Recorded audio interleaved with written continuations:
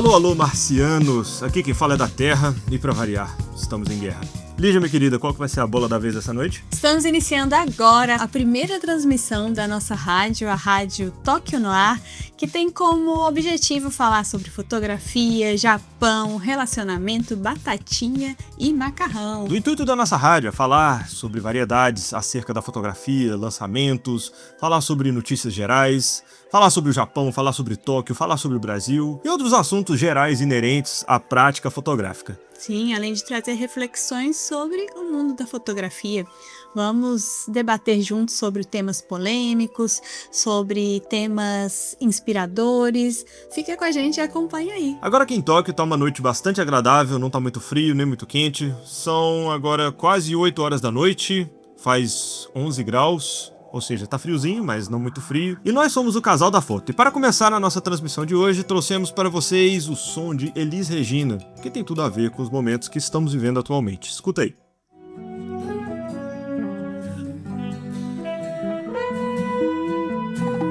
Alô, alô, marciano, aqui quem fala é da Terra. Pra variar, estamos em guerra. Você não me imagina a loucura. O ser humano tá na maior fissura. Porque tá cada vez mais down no high society. Pois bem, o assunto da nossa rádio de hoje é um tema bastante polêmico. É sobre um padre pedófilo. Sim, um tema muito delicado, mas que tem tudo a ver com a fotografia. Por isso queremos abordar aqui hoje, né, Charles? Sim, exatamente.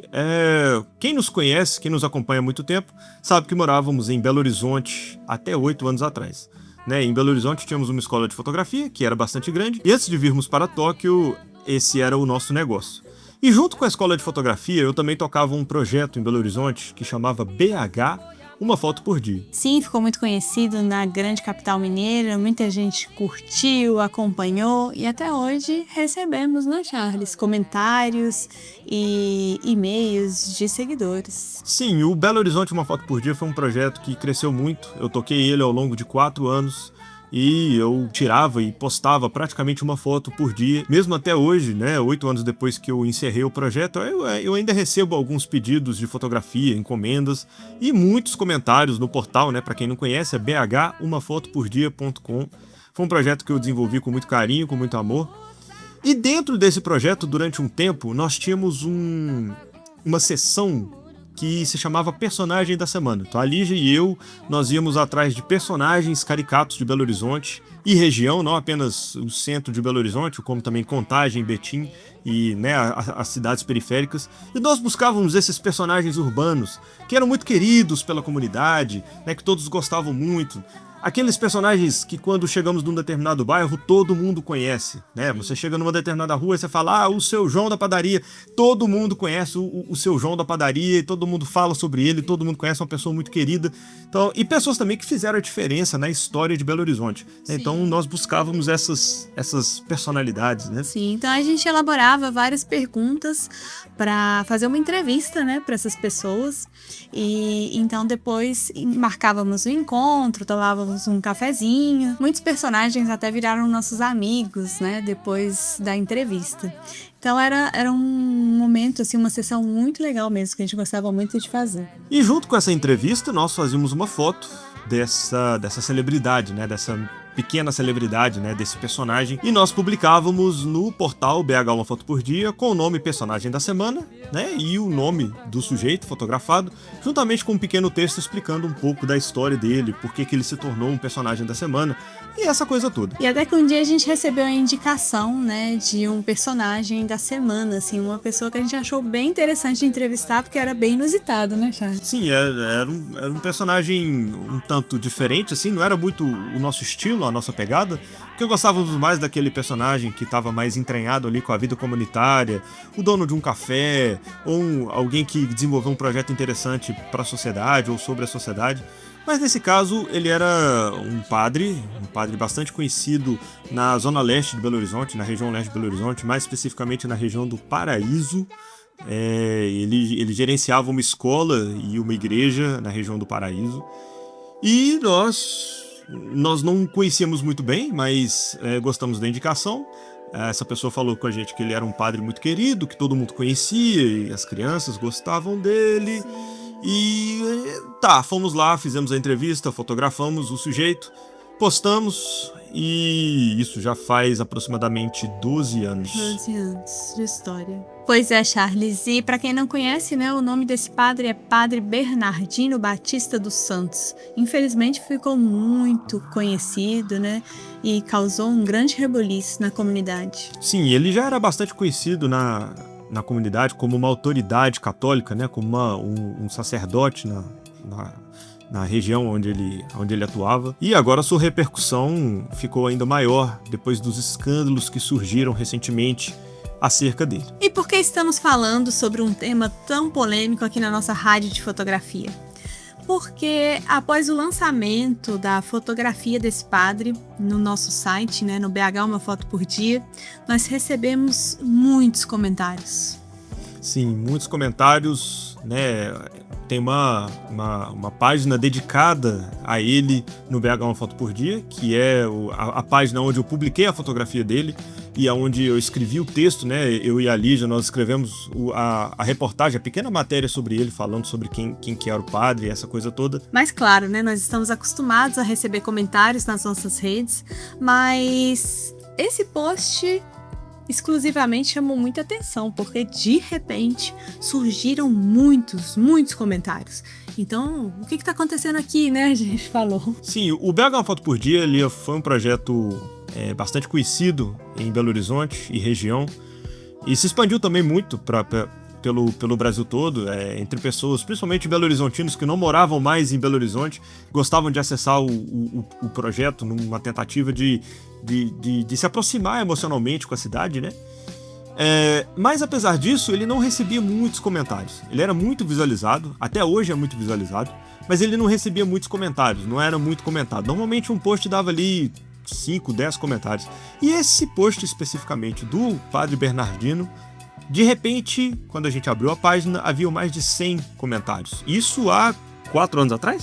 4 anos atrás. Nós já não estávamos mais em Belo Horizonte, já tinha acabado aquela chama, né, do BH Uma Foto por Dia, mas aquele post especificamente explodiu. Explodiu, então, foi um susto muito grande. Foi um susto. E logo em seguida, você recebeu aquela ligação. E eu recebi uma ligação. A gente estava aqui no Japão já, estávamos aqui em Tóquio. Na verdade, acho que a gente estava viajando e eu recebi uma ligação de uma assistente, uma representante da paróquia onde o Padre Bernardino ele atuava. E ela estava me perguntando sobre a foto, por que eu tinha postado aquela foto. Eu tive que explicar para ela a situação toda. E ela me pediu para apagar a foto. Por quê? Aquela fotografia, ela foi um gatilho.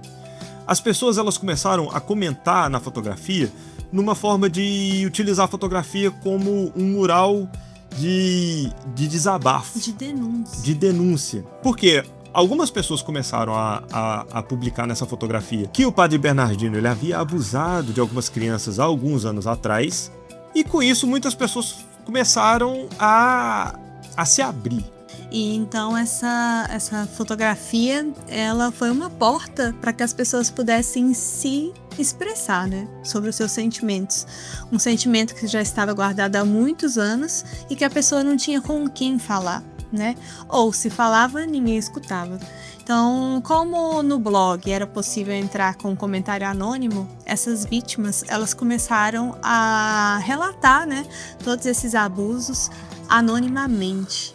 E aquilo foi virando uma enxurrada de comentários, de revoltas, né? A gente via ali as pessoas comentando com intensidade, né? Com raiva do padre. Quando a gente ficou sabendo, tinha ali aproximadamente 100 comentários, mas hoje já passou dos 200, acho que 230 comentários. 240 comentários. Pois é. Sim. Então, teve uma repercussão muito grande e aqui no Japão, as grandes emissoras como Rede Globo, Record, Estado de Minas, né, o jornal Estado de Minas, começaram a me procurar pedindo para eu liberar a utilização, o uso da fotografia do Padre Bernardino nesses grandes veículos. Então, a gente ficou muito revoltado, né, gente? Vocês podem imaginar como nós nos sentimos, né, de no passado a gente ter feito ter dado voz, né? a uma Vangloriado. pessoa que era uma abusadora.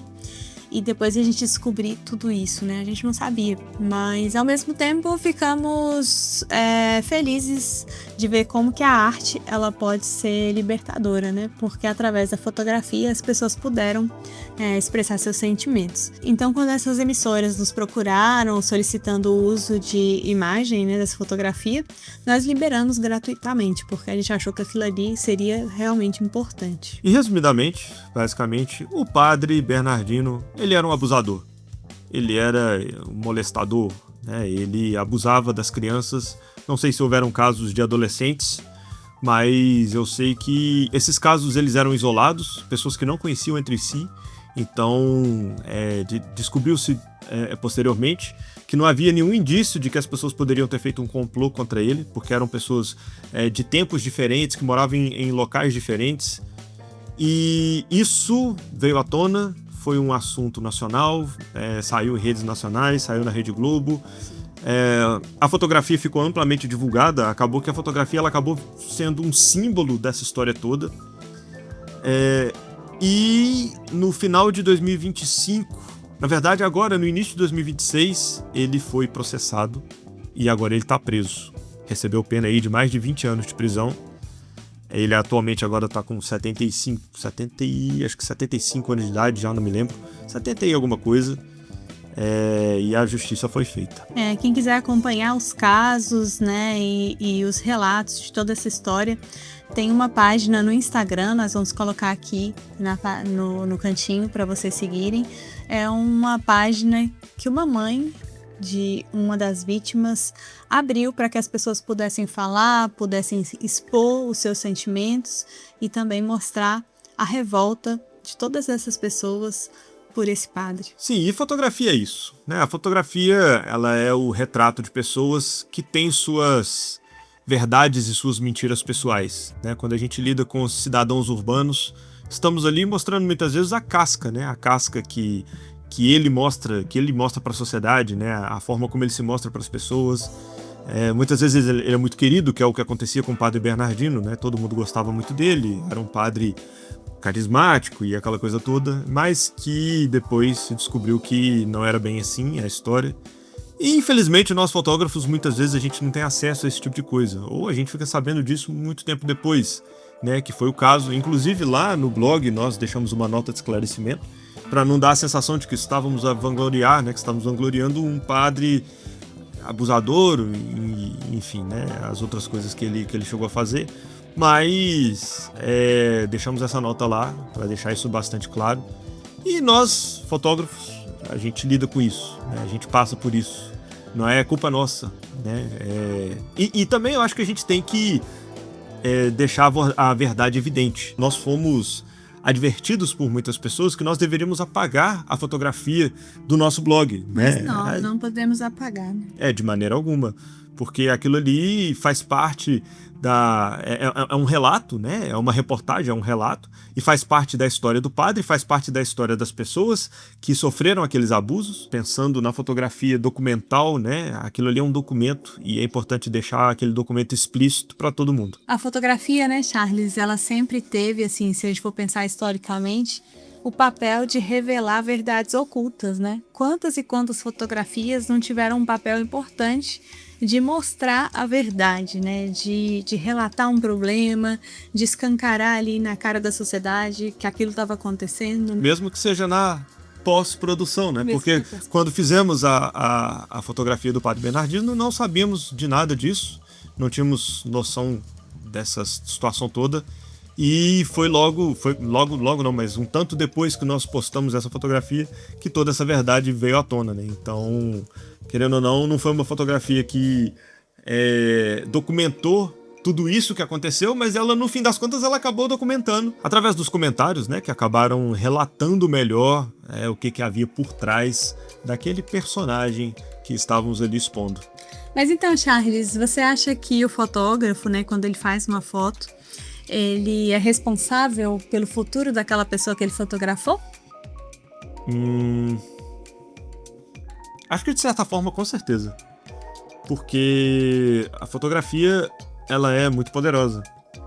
E muitas vezes aquela fotografia ela vai explicitar uma situação, vai ilustrar uma situação no futuro. E aquilo ali pode ser bom, pode ser ruim, enfim, muitas coisas podem acontecer. Veja, por exemplo, a situação da fotografia da menina afegã, do Steve McCurry. Que inclusive nós fizemos um post excelente, né? Um carrossel excelente, explicando ali as curiosidades por trás dessa imagem, né? Vale a pena conferir no nosso Instagram. Sim, foi um post bastante comentado, inclusive. E é uma fotografia que mudou a vida dela de diversas formas. Depois ela foi fotografada novamente pelo Steve McCurry. Enfim, depois vamos fazer um debate aqui para falar só sobre essa fotografia especificamente.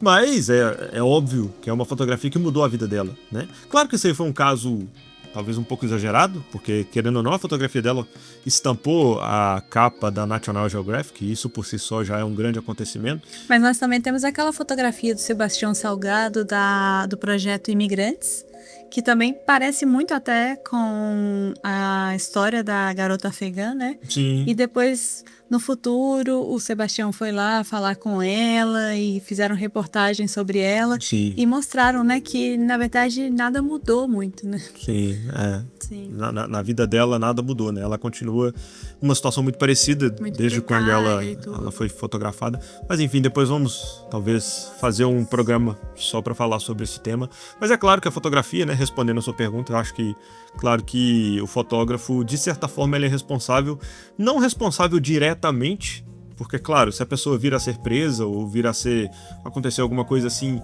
que não envolve diretamente o ato do fotógrafo em si, eu não acho que ele é responsável dessa maneira, mas ele é responsável no sentido de repercussão, né? O que ele faz. Mostrar a imagem daquela... Mostrar a imagem, o que ele faz com aquela fotografia no futuro, como que ele reage com o que possa vir a acontecer com aquela pessoa no futuro. Eu acho que a verdade humana, ela às vezes aparece, mas demora, né, Charles? Ela sempre aparece, mas demora, às vezes tarde demais, às vezes nem aparece. E como é importante, né, a participação do público, né? O papel do fotógrafo é importante e o papel de quem lê fotografia, de quem consome fotografia também é importante, porque ele vai trazer reflexões e análises sobre aquela fotografia que às vezes o fotógrafo que fez a fotografia não pensou na hora ou não sabia na hora, né? Então, a arte, ela é bonita por isso, né? É uma possibilidade de diálogo, é uma possibilidade de expressão que nós temos aí no mundo, né? Acho que no fim, né, a imagem, ela pode, né, as nossas fotografias, elas podem registrar um rosto, mas a história real, ela continua fora do enquadramento. E é importante ressaltar aqui que nós, obviamente, não temos nenhuma ligação com esse padre. A nossa fotografia foi meramente profissional, foi meramente ilustrativa, foi mais uma brincadeira que fazíamos na época, sem intenção nenhuma de endeusar o padre ou coisa assim, e muito pelo contrário, nós temos grande tristeza, né? Nós temos um pesar muito grande por tudo que aconteceu. Recentemente ficamos sabendo que 3 das vítimas tiraram suas próprias vidas em função dos abusos, em função dos acontecimentos, e isso nos deixou profundamente abalados. Mas, por outro lado, mantemos a fotografia viva lá no BH Uma Foto por Dia, porque eu acho que ali foi uma parte da história dessas vítimas que foi importante ser explicitada, foi importante ser mostrada. E fica um incentivo aí, né, para os fotógrafos, né?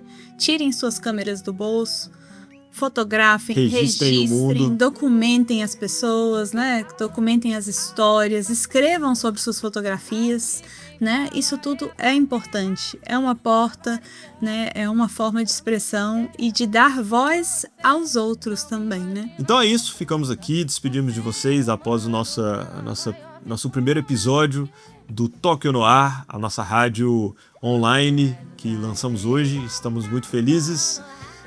Gostaríamos de agradecer a todos os envolvidos e eu queria chamar aqui no nosso palco estúdio o nosso assistente, que é nosso cameraman, nosso sound designer, o pequeno John. Ele já é nosso produtor, a pessoa que aperta o REC nas câmeras, que faz os enquadramentos, que escuta tudo no fone de ouvido para ver se está tudo certo. que toda hora interrompe as gravações, dizendo que tem um barulho estranho acontecendo atrás da porta e que no fim das contas é o nosso grande produtor aí que tá com a gente nessa desde sempre, né? Então agradece o público, falou obrigado, gente. Obrigada, gente.